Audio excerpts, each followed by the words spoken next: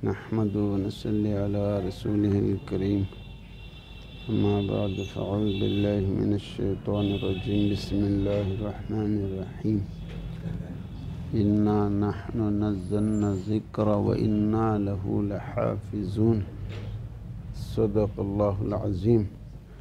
व क़ाल नबी सल्लल्लाहु अलैहि वसल्लम खैरुकुम मन तअल्लमल क़ुरान व अल्लमह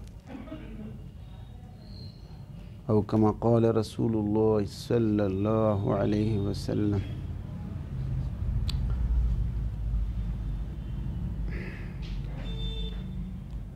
किताबुल्लाह और सुन्नत रसूलुल्लाह सल्लल्लाहु अलैहि वसल्लम का तज़किरा आप हज़रात सुनते रहते हैं। थोड़ा तवज्जो के साथ सुने। ये जो किताबुल्लाह है, ये कुरान पाक है, ये दावत भी है और हुज्जत भी है।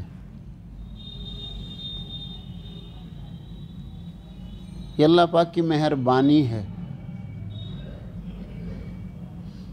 अल्लाह अपने बंदों पर मेहरबान है। अल्लाहुस समद, अल्लाह तो अल्लाह है। सारी दुनिया सजदे में गिर जाए, अल्लाह की इज्जत को नहीं बढ़ा सकते।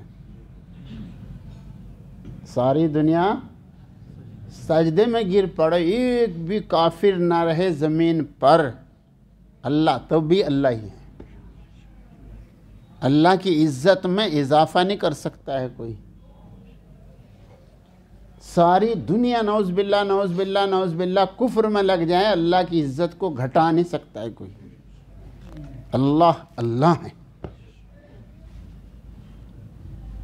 अल्लाहुस समद, अल्लाह किसी के मोहताज नहीं। सारी दुनिया अल्लाह की मोहताज है।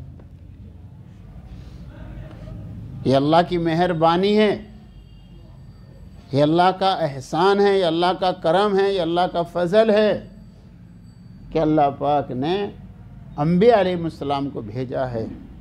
ये अल्लाह की मेहरबानी। और फिर सय्यदुल अंबिया सल्लल्लाहु अलैहि वसल्लम का मबूस फरमाया और उन पर किताबुल्लाह कलामुल्लाह कुरान पाक को नाजिल फरमाया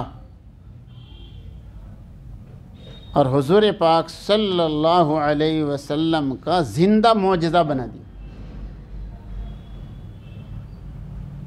मूसा अलैहिस्सलाम को भी अल्लाह पाक ने दावत और हुज्जत देकर भेजा था, सब जानते हैं। उनका मौजज़ा उनके साथ रुखसत हो गया। ईसा अलैहिस्सलाम को भी अल्लाह पाक ने दावत और हुज्जत देकर भेजा था। उनका मौजज़ा, उनकी हुज्जत उनके साथ रुखसत हो गई।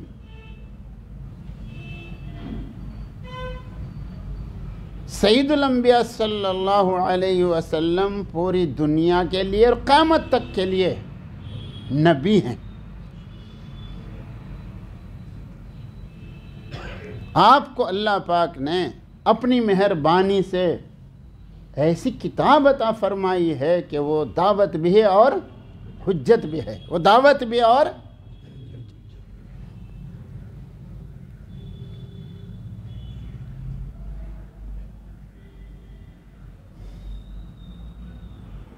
दीन इस्लाम का सारा दार मदार ही कुरान पाक पर है। अभी आपने मौलाना की बात सुनी नमाज से पहले। उस दीन का मदार ही कुरान पाक पर है। आप सोचें, गौर करें, फिक्र करें।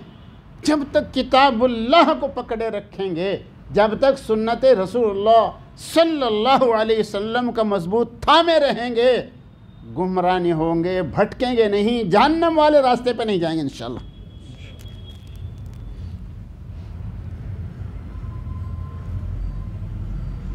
इससे अंदाज़ा लगाओ कि कितनी अहम चीज़ है ये किताबुल्लाह, ये कुरान पाक कितनी अहम चीज़ है। खैरुकुम मन तअल्लम, सबसे बढ़िया, सुभान अल्लाह, अंदाज़ा लगाओ, सबसे बढ़िया जो इसको पढ़े, इसको पढ़ावे, जो इसको पढ़े, जो इसको पढ़ावे, इससे बढ़िया कोई काम नहीं। एक अब्बा अपने बच्चों को लेकर आए, जी ये कुरान पाक पढ़ना नहीं चाहता है जी, कोई काम सीखना चाहता है। मैंने कहा मुझे भी बता दो कोई इससे बढ़िया काम हो तो मैं भी सीखूँगा। बड़ी के काम से बढ़िया काम जी, मिस्त्री के काम से बढ़िया काम, खेत के काम से बढ़िया काम, तिजारत के काम से बढ़िया काम, सबसे बढ़िया काम, इससे बढ़िया कोई काम ही नहीं। सबसे बढ़िया काम है कुरान पाक का। वो बच्चा क्यों कह रहा है?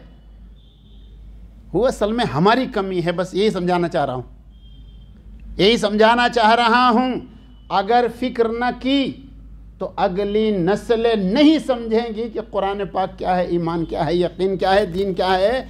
अगली नस्लें नहीं समझेंगी, उसके जिम्मेदार मेरा आप बनेंगे।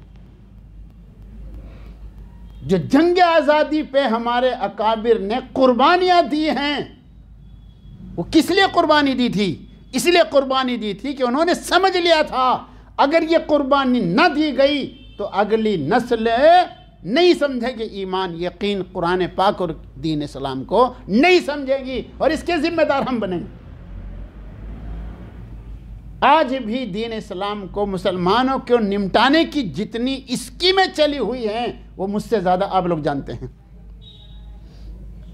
अगर इस वक्त में कुर्बानियां न दी तो अगली नस्लों का ईमान बचना मुश्किल है, उसके जिम्मेदार मेरा आप बनेंगे। ये जबरदस्त सोची समझी स्कीम है। एक एक शहर से 500 बच्चियां गैर मुस्लिमों के यहां जा रही हैं, एक एक शहर की, एक एक शहर की।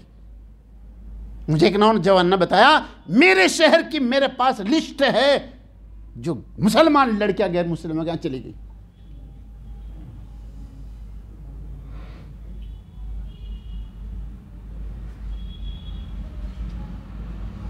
वो सहूलत के साथ क्यों कामयाब हो रहे हैं? इसमें सबसे ज्यादा हमारी गफलत को दखल है। सबसे ज्यादा हमने नहीं समझा है। क्यों कहा गया है हमसे कि जब तक तुम किताबुल्लाह को मजबूत पकड़े रहोगे, जब तक तुम सुन्नत रसूलुल्लाह सल्लल्लाहु अलैहि वसल्लम को मजबूत पकड़े रहोगे, ये गुमराही नहीं आएगी, ये बच्चे तुम्हारे काफिर नहीं बनने के।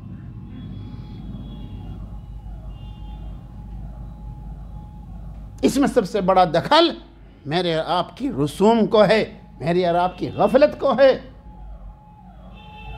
सबसे बड़ा दखल।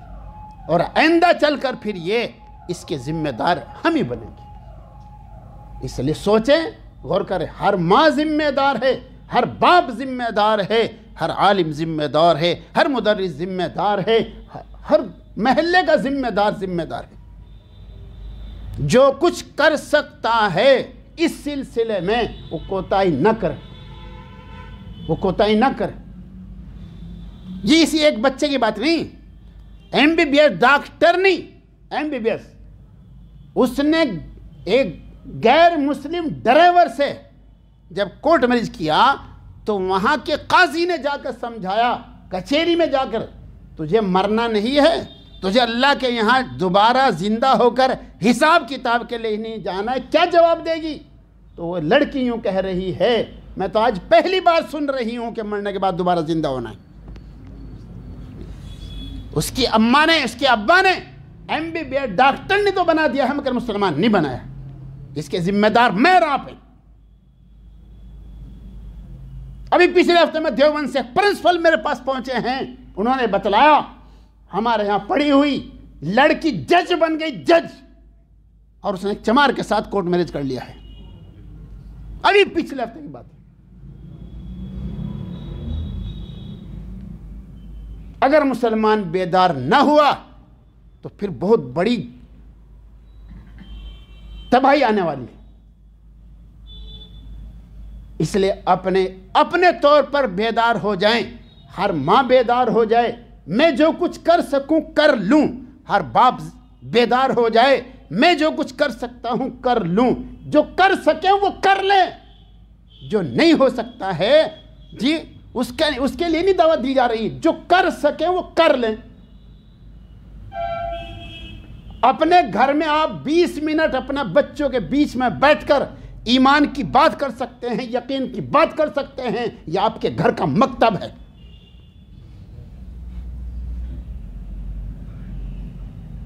आप अपनी मस्जिद के अंदर अपने इमाम साहब से कहिए कि इशा के बाद तालीम बालिगान शुरू कीजिए।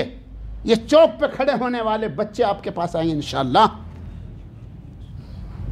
ये नेट पर लग चुके हैं, इनको नेट का बदल दीजिए आप। उसका बदल ये होगा कि आप जो है इशा के बाद एक माहौल बनाएं। जो नहीं पढ़े हुए कायदा लेकर शुरू कर दें, जो पढ़े हुए कुरान पाक की तस्हीह में लग जाएं, जिन्होंने उर्दू नहीं पढ़ा उर्दू का कायदा लेकर शुरू कर दे, जो उर्दू लिखना नहीं जानता है वो लिखना शुरू कर दें। और इशा के बाद घड़ी देखकर आधा घंटा, अगर आपने थोड़ी, कैसे होगा? एक नौजवान कह रहा था, मेरा बच्चा इमाम साहब से मानूस ही नहीं था, मैं इमाम साहब के पास छोड़ता था, वो मुझसे पहले घर आ लेता था।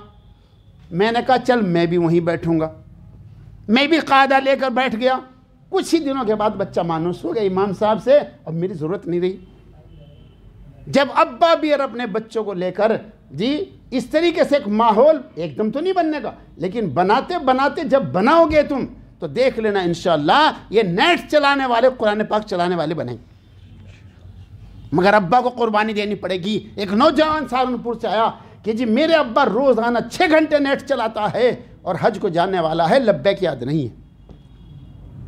6 घंटे रोज़ाना नेट चलाता है और लब्बैक याद नहीं। तो बाप को थोड़ी सी कुर्बानी देनी पड़ेगी। कुल्लुकुम राय व कुल्लुकुम मसून रइयतिही। हज़रत थानी रहमतुल्लाह अलैह ने फरमाया जो बच्चा गैर मुस्लिम बन गया वो तो जहन्नम का ईंधन बन ही गया है, उसके माँ बाप को भी जहन्नम में डाला जाएगा। क्यों? कुल्लुकुम राय व कुल्लुकुम मसून। जिम्मेदार है अब्बा, जिम्मेदार है माँ।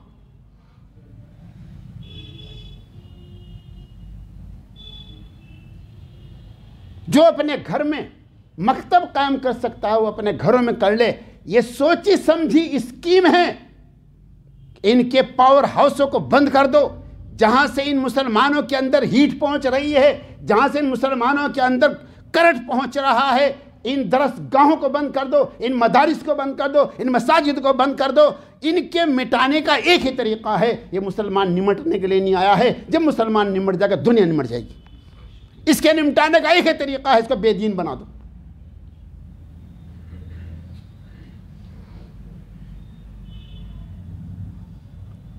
यूं ना समझे बस मदरसे वालों की जिम्मेदारी है। मदरसा जब खोलेगा, जब बच्चे भेज देंगे, बच्चे तुम्हारे बच्चे रहेंगे ही नहीं, मदरसे में कहां से जाएंगे?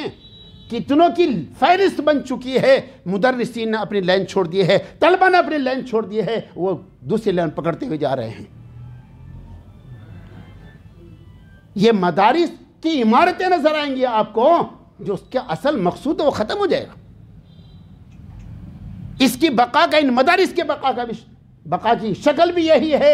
अपने घरों में मकतब जारी कर दो, अपने मस्जिदों में मकतब जारी कर दो। ये हमारी मस्जिद के, ये हमारी मस्जिदवार जमात का छठा काम है मकतब। मेरे पास एक इंजीनियर साहब आए। इंजीनियर साहब नीचे से ऊपर तक, ऐसा लगा जैसे बड़े आलिम होते हैं, नीचे से ऊपर तक। उन्होंने बतलाया ये हमारी मस्जिद के मकतब की बरकत है, जो मैं नीचे से ऊपर तक आपको मौलवी नजर आ रहा हूं, मैं इंजीनियर हूं।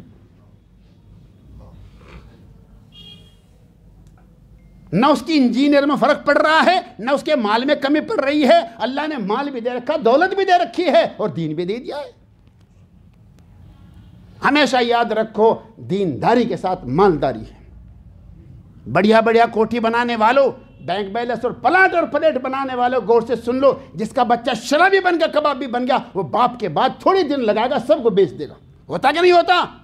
अरे कितनी मिसालें हैं। बाप का इंतकाल हो, जिसने खून पसीना करके गाड़ी कमा तैयार की है, आगे अरे मेरे पास मुजफ्फरनगर से बेचारा बूढ़ा आया है, मोटे मोटे आंसू बहा रहा है। कब मेरे 2 भट्टे थे, दो कारें थी, आज मुझे रोटी के लाले पड़ रहे हैं। क्या हुआ हाजी साहब? कहा मेरी जिंदगी में बच्चे खराब हो गए, वो शराबी कबाबी बन गए हैं, वो सटियारे बन गए हैं, मेरी जिंदगी में निमटा दिया सब कुछ। दीनदारी के साथ ये मालदारी बाकी रहेगी। तुम्हारी दुकानों के वली अहद कौन है? इन तुम्हारी इमारतों को संभालने वाले कौन हैं? ये तुम्हारे बच्चे हैं, यही तुम्हारे बच्चे हैं।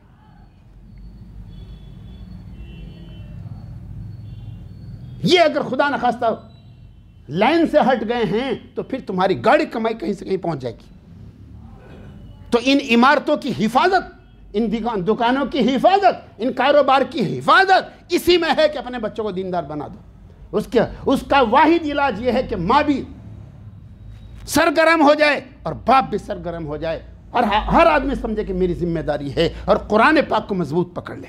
रस्मी ईमान है हमारा, शरई ईमान नहीं है कुरान पाक पर। इसलिए आज का मुसलमान कुफ्र में ईमान में फर्क नहीं कर रहा है। हमारा रस्मी ईमान है कुरान पाक पर। या अय्युहल्लज़ीना आमिनू, ईमान वालो ईमान ले आओ। रस्मी तौर पर ईमान लाने वालों शरई तौर पर ईमान ले आओ। बेदार हो जाओ अपनी अपनी जगह पर और जो हो सकता है वो कर लो, जो हो सकता है वो कर लो और अपनी आने वाली नस्लों को बचा लो, वरना आखिरत तो दूर है, पहले दुनिया में पकड़ हो जाएगी। आज तक की तारीख उठा के देख लो, थोड़ी देर में लाखों मुसलमान निमट गए। जिनके हाथ में बागडोर थी, तारीख उठा के देखो, जिनके हाथ में हुकूमत की बागडोर थी वो मुसलमान कहलाने वाले थे, लेकिन थोड़ी देर में लाखों मुसलमान साफ हो गए। क्यों? बेदीनी आ गई थी। कुरान पाक को छोड़ दिया था, किताबुल्लाह को छोड़ दिया था और सुन्नत रसूलुल्लाह सल्लल्लाहु अलैहि वसल्लम को छोड़ दिया था। हम आपको नहीं मना करते कि आप डॉक्टर ना बनो, इंजीनियर ना बनो, कलेक्टर ना बनो, आप सब कुछ बने, बस अल्लाह के वास्ते इतनी दरख्वास्त है कि मुसलमान बन जाओ। और अपने बच्चों को तो आप इंजीनियर बनाइए, वकील बनाइए, आप जो मास्टर बनाइए, डॉक्टर बनाइए, बस इतनी दरख्वास्त है कि इनको मुसलमान बना लीजिए। अल्लाह ताला मुझे भी तुम्हें तौफीक अता फरमाए। व आखिर दावाना अल्हम्दुलिल्लाहि रब्बिल आलमीन।